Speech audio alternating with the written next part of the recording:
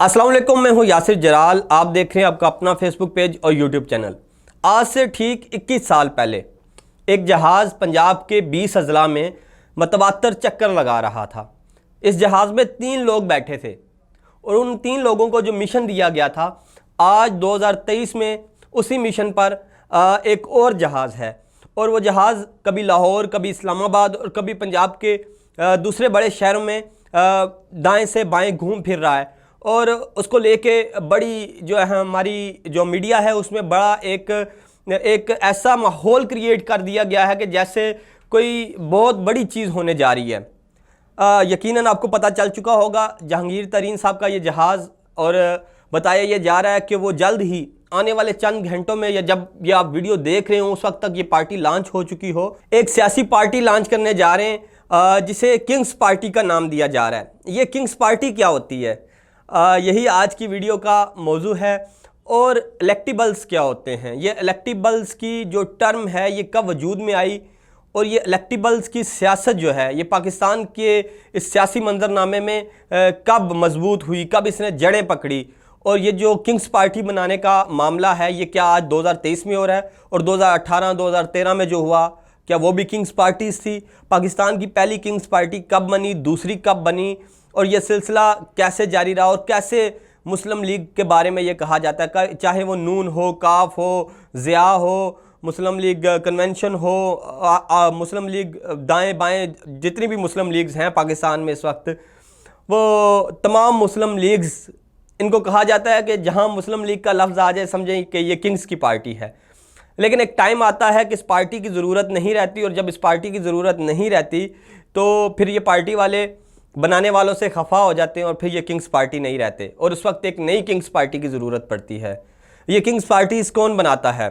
तो इस वक्त खान साहब जो कि इस वक्त काफ़ी प्रेशर में हैं, इमरान खान साहब भी इस बात को तस्लीम कर चुके हैं कि किंग्स पार्टी वजूद में आ रही है।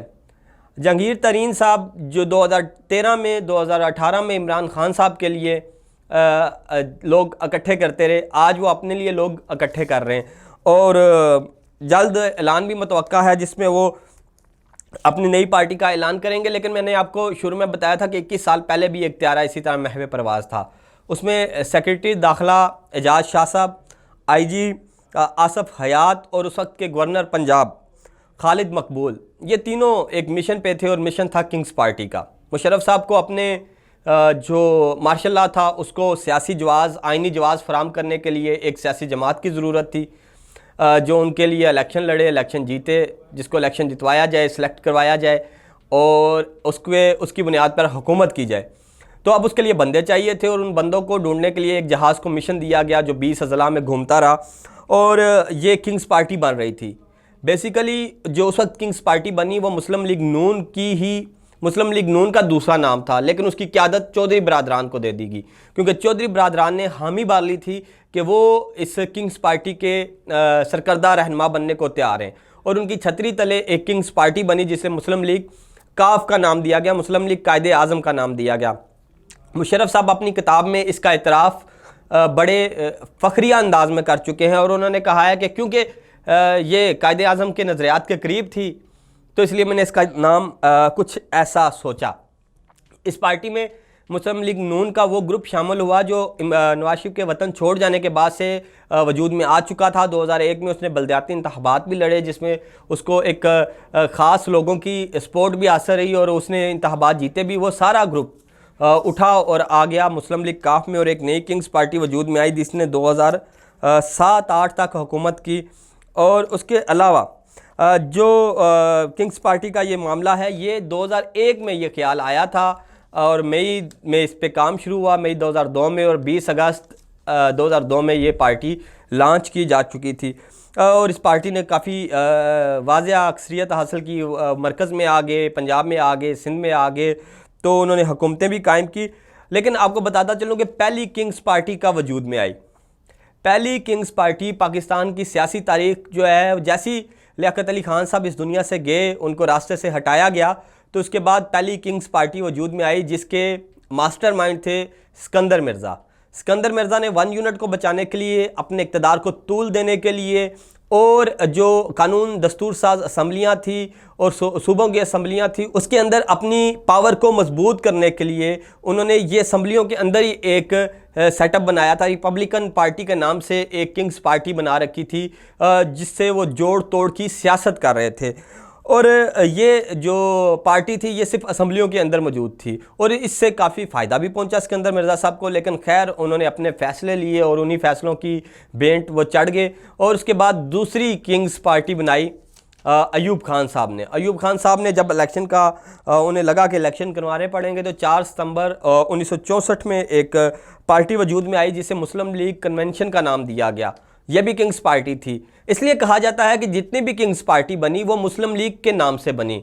अच्छा, ये किंग्स पार्टी के मामलात ऐसे हैं कि पाकिस्तान में जो इलेक्टेबल्स हैं, जो अपने हलके की सियासत करते हैं और वो किसी भी पार्टी के वोट के बगैर इलेक्शन जीत सकते हैं, आज़ाद उम्मीदवार के तौर पर इलेक्शन जीत सकते हैं, ये वो लोग हैं। और इन लोगों को किसी एक जगह इकट्ठा कर दिया जाए तो वो किंग्स पार्टी बन जाती है।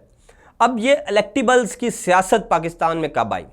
1985 में 1985 में जब ज़ियाउल हक साहब ने गैर जमाती बुनियादों पर इंतखाबात करवाए, तो वो मरकज़ की सोच से निकल के सियासतदानों ने हल्के की सियासत की और उस हल्के की सियासत से जो लोग जीत के सामने आए वो इलेक्टेबल्स बने, उनकी औलादें अब वो इलेक्शंस जीत रही हैं। तो इस तरह पाकिस्तान के अंदर इलेक्टेबल्स की जो बुनियाद है वो रखी गई और एक ऐसा तबका आया सामने पाकिस्तान की सियासत में कि वो जहाँ चला जाए वो किंग्स पार्टी बन जाती है।